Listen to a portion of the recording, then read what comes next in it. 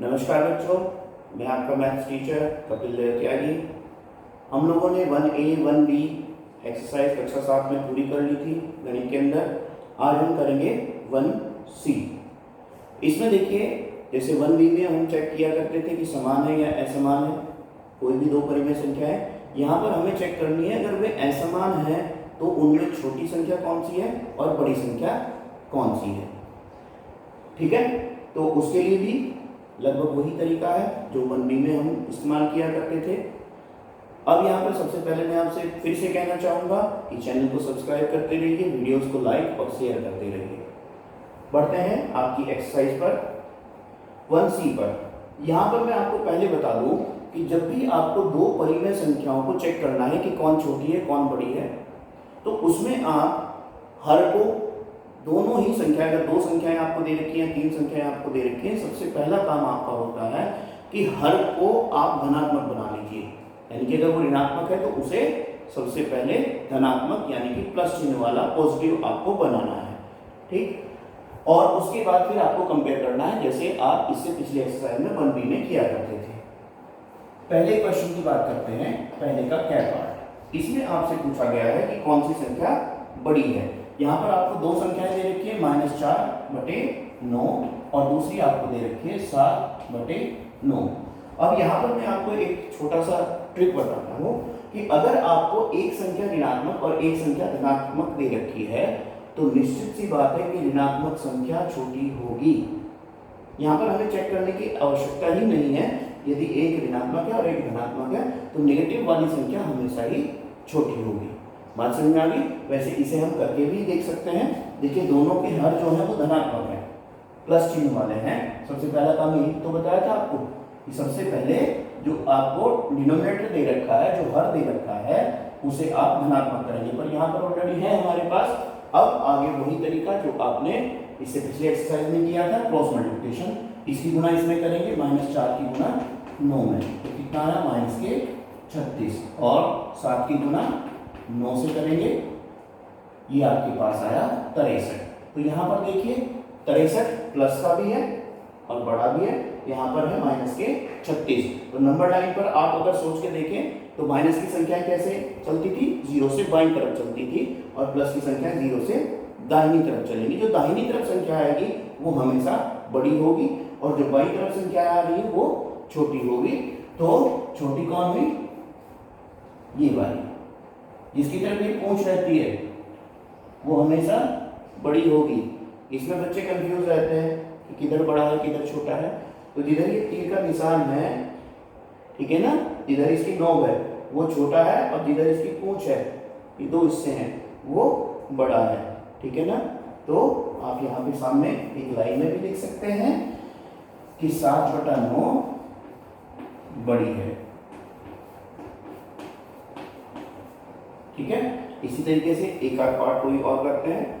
जैसे देखिए, इसका गै पार्ट देखिए, है तो आपका उसी तरीके का है, इसी तरीके से करके देख लेंगे। गै पार्ट की बात करते हैं। गै में आपको दो संख्याएं दे रखी है, -7/12 और दूसरी संख्या आपको दे रखी है 5/-8। मैंने आपको कहा था कि इसके हर को धनात्मक करना पड़ेगा। सबसे पहला काम है हमारा। तो धनात्मक करने के लिए आप क्या करेंगे, माइनस से ऊपर और माइनस से नीचे गुना करेंगे, -1 से। तो ऊपर वाला तो माइनस हो गया और नीचे वाला माइनस इसे प्लस कर देगा। ठीक है ना। या ये भी कहिए कि नीचे वाला माइनस आप ऊपर शिफ्ट कर दे रहे हैं। इस तरीके से आप कर सकते हैं। यदि दोनों माइनस के होते तो माइनस से माइनस को कैंसिल भी कर सकते थे। तो नीचे वाला माइनस ऊपर चला गया। अब देखिए हर आपका धनात्मक आ गया। अब फिर से वही काम जो आपने ऊपर करा, -7 की गुना 8 में और -5 की गुना 12 से क्रॉस मल्टीप्लाई। 8 की गुना करेंगे -56 और 12 की गुना करेंगे -60। अब देखिए संख्या रेखा पर -56 0 से इधर है और -60 वो भी 0 से इधर है। ज्यादा दूर कौन चला गया 0 से लेफ्ट में, -60। ठीक है। तो दाहिनी तरफ कौन पड़ रहा है, -56। तो ये वाली संख्या यानी कि ये वाली संख्या आपकी बड़ी है और ये वाली आपकी छोटी है। ठीक है। तो आप लिख देंगे -7/12 क्या है, बड़ी है। वास्तव में ध्यान रखिए कि जो अगर ऋण चिन्ह लगे हुए हैं दो संख्याओं के ऊपर, यानी कि माइनस चिन्ह लगे हुए हैं, तो माइनस चिन्ह रखते हुए जो संख्या का मान जिसका बड़ा है वो वास्तव में छोटी होती है। ठीक है, अगर मैं आपको एक एग्जांपल दूं कि आप मुझे बताइए कि माइनस का 1 और माइनस के 7 कौन सी संख्या बड़ी है, तो बड़ी कौन है? ये मैंने कहा माइनस अगर दोनों के पास है, ऋण चिन्ह दोनों के पास है, तो जो संख्या आपको देखने में बड़ी लग रही है वो वास्तव में 0 से ज्यादा दूर जा रही है बाईं तरफ। ठीक है, और दाहिनी तरफ कौन रुक जाएगी? ये देखिए संख्या रेखा पर अगर हम देखें, ये यहाँ पे मान लीजिए 0 था, -1, -2, -3, -4, -5, -6 और यहाँ पे ये -7। तो -1 तो देखिए ये रहा यहाँ पे और -7 ये रहा यहाँ पे। और आपको क्या बताया था, जो संख्या दाहिनी तरफ पड़ रही होगी, राइट साइड में पड़ रही होगी, वही संख्या आपकी बड़ी होती है। तो यही स्थिति यहाँ पर है, -56 पहले आ जाएगा और -7 फिर आगे जाकर आएगा। तो दाहिनी तरफ कौन पड़ रही है? -56। -56 किसने दिया था? इसने दिया था, इस वाले अंश ने। तो ये संख्या आपकी बड़ी हो जाएगी। इस तरीके से आपको छांटना है कि कौन संख्या बड़ी है, कौन संख्या छोटी है। अगला प्रश्न उसी तरीके का है, बिल्कुल सेम है। सेकंड में आपसे पूछा गया है कि छोटी कौन है। अगर इन्हीं प्रश्नों में हम देखें, जब हमने कहा कि 7/9 बड़ी है, तो निश्चित रूप से -4/9 कौन हो गई? ये छोटी हो जाएगी। तो यही प्रश्न है आपका सेकंड में। इसी तरीके से आपको जो करते हुए करना है। ठीक है, आप खुद देखेंगे इसे करके। प्रश्न नंबर 3 पर आते हैं। तीसरे प्रश्न में आपको दे रखे हैं कुछ विकल्पीय प्रश्न दे रखे हैं, जिसमें आपको विकल्प दे रखे हैं और सही विकल्प आपको छांटना होता है। तीसरे का कै पार्ट देखते हैं। कै पार्ट में आपको एक संख्या दे रखी है -4/18 और आपको ढूंढनी है इसकी समतुल्य। समतुल्य आपको बता रखी है। समतुल्य बनाने के लिए आपको क्या करना होता है, पहले इसे सरलतम रूप में बदल दीजिए। सरलतम रूप में आप देख रहे हैं ये भी 2 से कट जाएगा, ये भी 2 से कट जाएगा। तो यहाँ पर जब इसे 2 से काटेंगे -2 आएंगे, इसे काटेंगे तो 9 आएंगे, यानी कि -2/9। माइनस को आप शिफ्ट कर सकते हैं ऊपर नीचे, यानी कि इसे 2/-9 भी लिख सकते हैं। ठीक है ना। तो अब नीचे जो संख्याएं दे रखी हैं, देखिए उनमें से कोई सी इससे मिलती जुलती है या नहीं है। सबसे पहला पार्ट ही आपका मिलता जुलता मिल रहा है आपको। फर्स्ट पार्ट में ही आपको मिल गया क्या? 2/-9। ये तो हमारा था ही। तो यही आपका इसका उत्तर हो जाएगा। आगे देखिए, जैसे सेकंड पार्ट में आपको दे रखी है 6/27। इसे देखते हैं 6/27। 3 से दोनों संख्याएं कट रही है, 3 दूनी 6, 3 दूनी 27, कितना आ रहा है? 2/9। पर माइनस चिन्ह तो नहीं है ना, तो वो माइनस की है, ये प्लस की होगी, तो ये संख्या तो उससे बड़ी होगी। ठीक है ना। चिन्ह भी अगर इसके पास होता तो ये भी उसके समतुल्य हो जाती। इसी तरीके से फिर 2/9 दे रखा है और फिर 4/18 को सॉल्व करेंगे, वो भी 2/9 ही आएगा। पर आपको ये क्या, माइनस के 2/9 या 2/-9, एक के पास माइनस होना चाहिए। ठीक है, तो इस तरह आप समतुल्य छांट सकते हैं। इसका क्या पार्ट हुआ। ख पार्ट की बात करते हैं। ख में आपको दे रखा है परिमेय संख्या 3/5 से बड़ी संख्या है। अब देखिए, जो नीचे आपको संख्याएं दे रखी हैं, ऑप्शन में आपको दे रखी हैं, इनका सबका हर 10 है। तो हम जो संख्या हमें दे रखी है 3/5, इसका हर भी हम 10 कर लेते हैं। और 10 करने के लिए हमें क्या करना पड़ेगा, आपको बताया था समतुल्य बनाने के लिए 2 से ऊपर और 2 से नीचे गुणा कर लीजिए, इसका हर भी 10 हो जाएगा, यानी कि ये आपके पास हो गई 6/10। अब आपको चेक करना है कि 6/10 से बड़ी संख्या कोई सी लिखी हुई है या नहीं। इसमें देखिए 4/10 छोटी है, -4/10 ये तो निश्चित रूप से छोटी है क्योंकि वो माइनस में आ गई। फिर आपको कुछ सोचना ही नहीं है क्योंकि ये तो हमारे पास प्लस की है, प्लस की संख्या माइनस की संख्या से हमेशा ही बड़ी होगी। आगे देखिए, फिर 6/10 ये तो बराबर होगी और लास्ट में दे रखा है 7/10। तो चौथा पार्ट इसका सही है, 7/10। ये आपकी बड़ी है जो आपको संख्या दी गई थी। ठीक है, क्लियर है इसमें। इसके बाद गैप पार्ट फिर वही है, 4/9 से छोटी। गैप पार्ट में आपको संख्या दे रखी है 4/9 और जो इसके कंपैरिजन में आपको संख्याएं दे रखी है वो या तो आपको दे रखी है जिसका हर 18 है, या आपके हर उसका 27 है। तो हम 18 भी करते हैं और 27 भी करते हैं। 18 करने के लिए आपको क्या करना पड़ेगा, 2 से ऊपर और 2 से नीचे गुणा करनी पड़ेगी, 8/18। और 27 करने के लिए 3 से ऊपर और 3 से नीचे करनी पड़ेगी। अब आपको देखना है 8/18 या 12/27 से बड़ी संख्या आपके पास है या नहीं है। देखिए माइनस के 11/18, ये तो माइनस की हो गई, तो निश्चित रूप से छोटी छोटी है, ठीक है ना। और छोटी ही परिमेय संख्या हमसे पूछी गई थी। फिर कहा गया है 13/18, 13/18 तो इससे बड़ी हो गई। फिर कहा गया है 12/27, वो इसके बराबर हो गई 12/27। और 11/18 वो इससे 18, इसका हर 18 है, इससे बड़ी हो गई। तो छोटी संख्या हमारे पास केवल कौन है, फर्स्ट पार्ट, जो नेगेटिव दे रखी थी। अगर आपको नेगेटिव दे रखी है इसके सापेक्ष, तो उसमें आपको सोचने की आवश्यकता है ही नहीं, वो निश्चित रूप से छोटी ही छोटी होगी, ठीक है। अब आपको क्या रखा है, परिमेय संख्या 0/-5, 0/-5 यानी कि 0 को अगर किसी भी संख्या से भाग करते हैं तो आपको क्या मिलेगा, 0, ठीक है। तो ये वास्तव में 0 है। अब आपको ये बताना है कि इस 0 से बड़ी संख्या कौन सी है। 0 से बड़ी जो भी धनात्मक परिमेय संख्याएं होंगी प्लस वाली, वो सब आपकी 0 से बड़ी होंगी। ध्यान दीजिएगा इस बात पे, ध्यान से सुनिएगा। धनात्मक संख्याएं या धनात्मक परिमेय संख्याएं 0 से हमेशा बड़ी होती हैं, और जो ऋणात्मक परिमेय संख्याएं होती हैं वो 0 से हमेशा छोटी होती हैं। दोबारा एक बार रिपीट कर रहा हूं, धनात्मक परिमेय संख्याएं यानी कि जिनके पास प्लस चिन्ह है वो हमेशा 0 से बड़ी होंगी, और जिनके पास ऋण चिन्ह है, नेगेटिव है, वो हमेशा 0 से छोटी होंगी। क्योंकि ऋण चिन्ह वाली मैंने आपको बताया था 0 से बाईं तरफ पड़ती है, और धन चिन्ह वाली हमेशा 0 से दाहिनी तरफ पड़ती हैं। तो इस कारण से धनात्मक संख्याएं हमेशा 0 से बड़ी होंगी। अब आपको देखना है इसमें से धनात्मक कौन है। फर्स्ट पार्ट में दे रखा है माइनस के 1/5, ये तो ऋण हो गई, छोटी हो गई ये तो। फिर आपको दे रखा है -2/-7, अंश भी माइनस का है और हर भी माइनस का है, माइनस से माइनस कट रहा है, तो ये धनात्मक है यानी कि प्लस है, 2/7 है ये, ठीक है ना।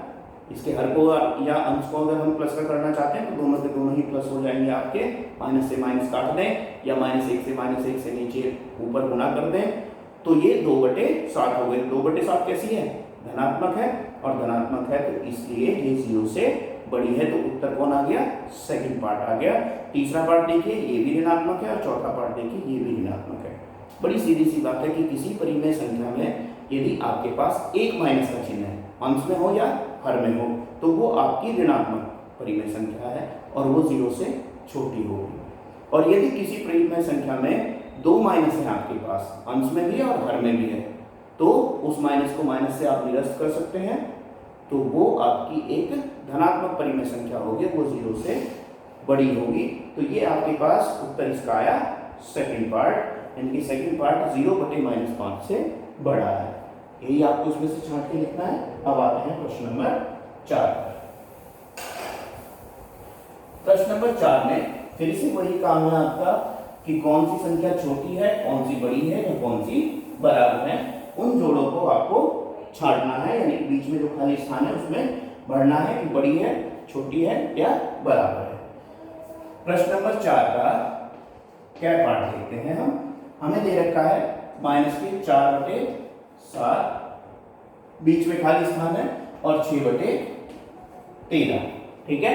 वही हमें सबसे पहले क्रॉस मल्टीप्लाई करनी पड़ेगी, माइनस में 4 की गुना 13 में और 6 की गुना 7 में।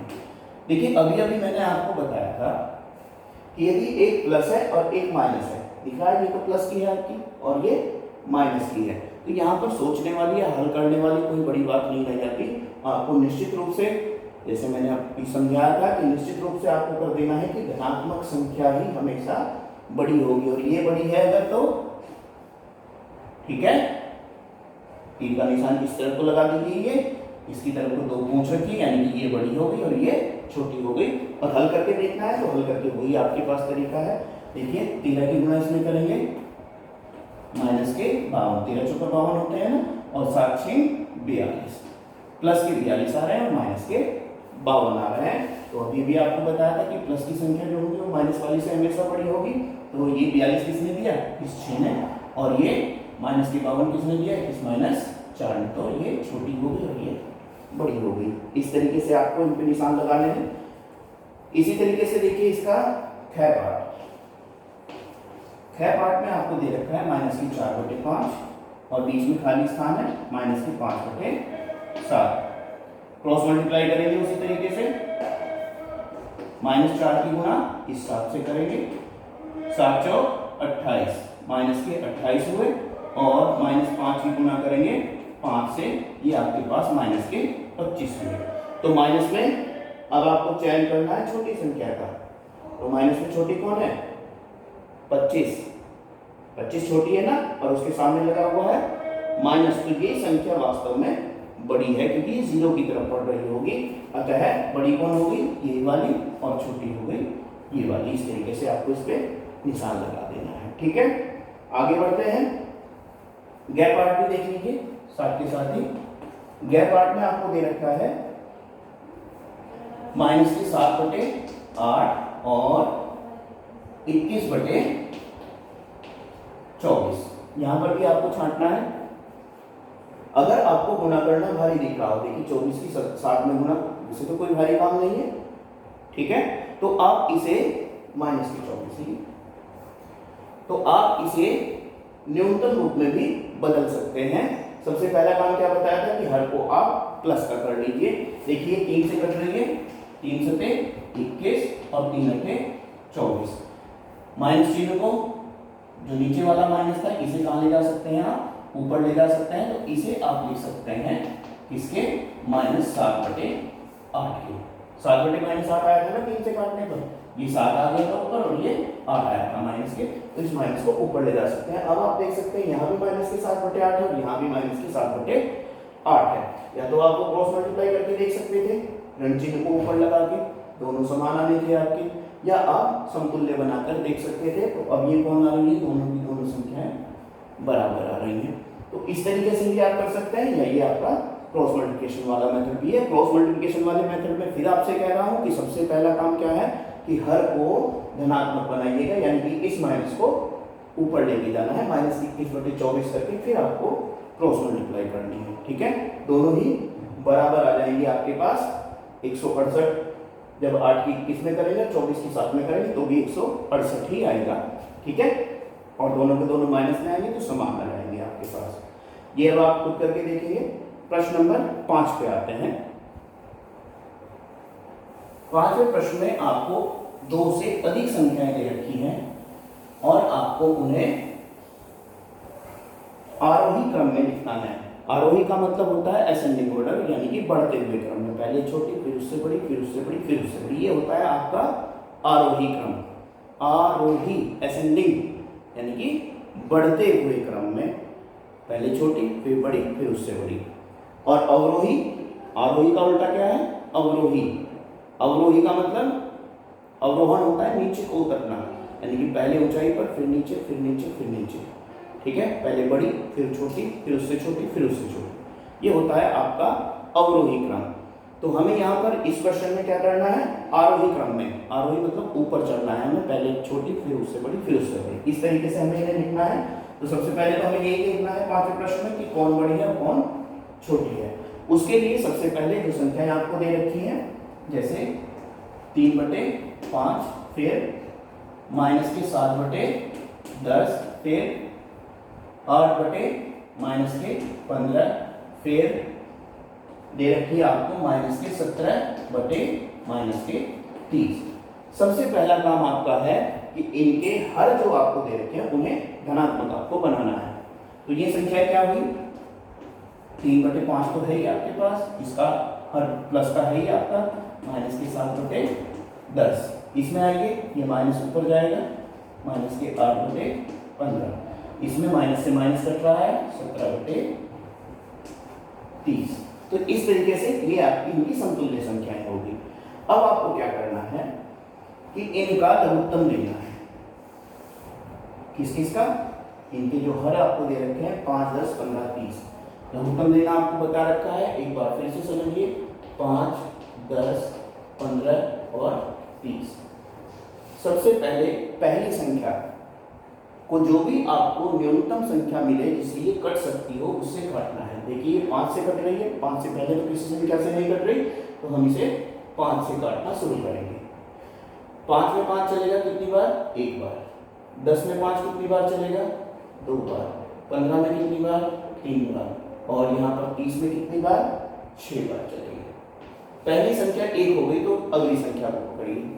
इसे देखिए ये न्यूनतम किस संख्या से कट सकती है? 2 है तो 2 से ही कट सकती है, इससे छोटी किसी संख्या से तो कट नहीं सकती।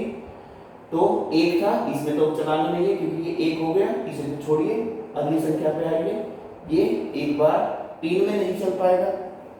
लघुत्तम लेते हुए दशमलव से आप भले ही काट सकते हैं इसे, पर हमें पूर्ण संख्याओं से काटना है। जब 3 में चलाएंगे तो नहीं चल रहा तो इसी क्यों का क्यों नीचे उतार दीजिए, ठीक है। 6 में 2 से चलेगा कितनी बार? 3 बार चलेगा। आगे बढ़िए, ये भी 1 हो गया, ये भी 1 हो गया। अब इससे अगली संख्या को पकड़िए। यहाँ कितना है? 3। ये किससे कटेगी? 3 से ही कटेगी, इसमें तो चलाना नहीं है क्योंकि ये तो 1 हो ही चुके हैं। कितनी बार? एक बार। और आगे भी 3 है, एक बार। जब तक नीचे सारे 1 ना मिल जाए आपको, तब तक यही क्रम आपको चालू रखना है, यही प्रोसीजर आपको आगे तक चलाते रहना है। अब जो संख्याएं आपको मिली है जिन्होंने इन्हें काटा है उन सब की गुणा कर दीजिए। तो एलसीएम कितना आ गया, यानी कि लघुत्तम कितना आ गया इसका? 5 गुणा 2 गुणा 3 यानी कि 30, ठीक है। तो यहाँ पर लघुत्तम आपके पास है 30, सबको समान करने के लिए।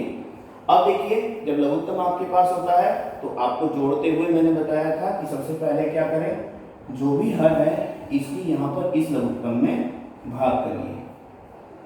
5 की 30 में भाग करेंगे कितनी बार चलेगा? 6 बार। जो भी आए उसकी अंश में ऊपर गुणा कर दीजिए। कितनी बार चला था? 6 बार। 6 की गुणा ऊपर करेंगे, 6 तिया 18, ठीक। यही काम यहाँ पे करेंगे। 10 तिया 30, 3 बार। और 3 की -7 में करेंगे तो माइनस के 21। यही काम इसमें करेंगे। 15 दूनी 30 और 2 की गुणा इसमें करेंगे माइनस के 16, ठीक।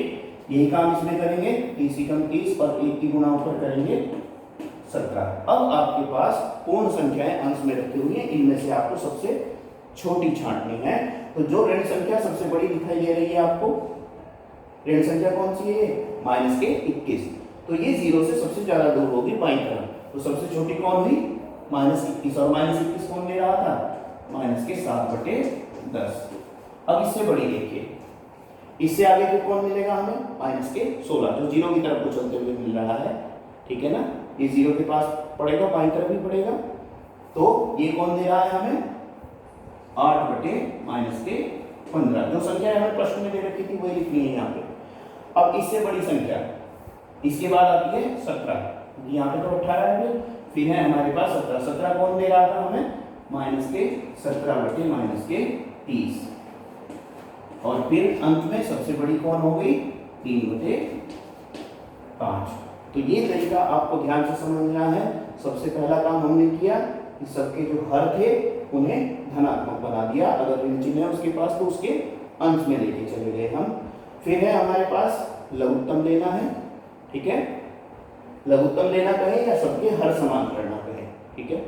हर हमने सबके समान किए, 30 आ गया हर इसका। और इसका 30 करने के लिए आपको क्या करना पड़ा? 6 से ऊपर और 6 से नीचे गुणा करना पड़ा। या तो वो तरीका अपनाइए या इसे भाग कीजिए, भागफल जो है वो अंश में गुणा कर दीजिए। तो यहाँ पे 18 -21 -16 और 17 है। फिर नंबर लाइन पर आपको देखना है कि कौन सा अंक कहाँ पड़ रहा है। जो दाहिनी तरफ है 0 से वो धनात्मक है, और जो 0 से बाईं तरफ है वो ऋणात्मक है। और जो 0 से बाईं तरफ ज्यादा दूर जा रहा है नंबर वो वास्तव में छोटा है। तो सबसे छोटा कौन था यहाँ पे? -21, उससे बड़ा -16, उससे बड़ा 17 और सबसे बड़ा 18। उसी क्रम में हमने इन्हें लिख दिया। तो ये आपका आरोही क्रम हो गया। पहले छोटा, फिर उससे बड़ा, फिर उससे बड़ा और फिर उससे बड़ा, ठीक है। ये आपका आरोही क्रम हो गया। और अगर इसे हमें अवरोही में लिखना होता तो अवरोही में लिखने के लिए हम क्या करते? पहले सबसे बड़ा लिखते, ठीक, फिर उससे छोटा, फिर उससे छोटा, फिर उससे छोटा। ये साइन आपके पास चेंज हो जाने थे। यानी कि अवरोही में लिखने के लिए ये तो आपके पास आरोही क्रम हो, अगला प्रश्न भी इसी में हो जाएगा। देखिए अवरोही,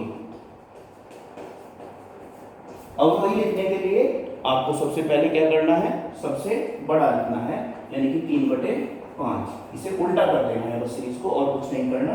फिर -17/-30, फिर 8/-15, फिर -7/10। ये आपका अवरोही क्रम हो गया और ये आपका आरोही क्रम हो गया। तो इस तरीके से आपका प्रश्न नंबर 5 भी हो गया और प्रश्न नंबर 6 भी हो गया, और इस प्रकार ये आपकी प्रश्नावली भी पूर्ण हुई। इसके बाद आपकी दक्षता अभ्यास है। इसमें जो हमने 1A में, 1B में और 1C में करे वो सब मिक्स क्वेश्चन है, वो सब आप करके देखेंगे। जो प्रॉब्लम आएगी उसे पूछेंगे। तो बच्चों ये चैप्टर आपका परिमेय संख्या वाला पूर्ण हुआ, ठीक है। इसे ध्यान से कीजिएगा, जितने भी इसमें उदाहरण हैं, एग्जाम्पल्स हैं, उन्हें भी सबको अच्छे तरीके से कीजिएगा, और कोई समस्या आए, कोई प्रॉब्लम आए तो उसे पूछते रहिएगा। आज के लिए इतना ही, धन्यवाद, नमस्कार।